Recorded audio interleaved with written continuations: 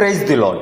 ఈరోజు దేవుని ఆహారం మత్తయి సువార్త 10వ అధ్యాయం 1 నుండి 5 వచనాలు. ముఖ్య గమనిక: దేవుని వాక్యం మనకు ఆహారమై ఉన్నది కావున నాతో పాటు మీరు కూడా కలిసి చదవాలి అన్నది మా చిన్న మనవి.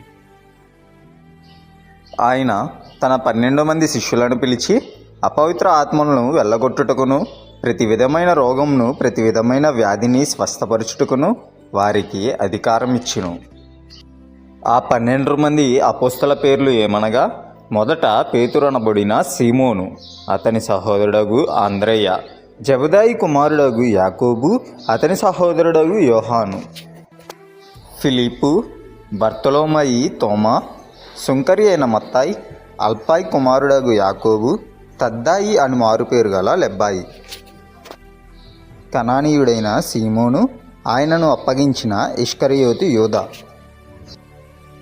యేసు ఆ 12 మందిని పంపుచు వారిని చూచి వారికి ఆజ్ఞాపించినదేమనగా, మీరు అన్యజనుల దారిలోనికి వెళ్ళకుడి, సమరయులు ఏ పట్టణంలోనైనాను ప్రవేశింపుకుడు గాని. ఆమేన్. ఈ చిన్ని వాక్యాన్ని ప్రభు దీవించునుగాక. వాక్యం నచ్చినట్లయితే కామెంట్ చేయండి. రేపటి దేవుని వాక్యం కోసం ఛానల్ని ఫాలో చేయండి. Have a great day.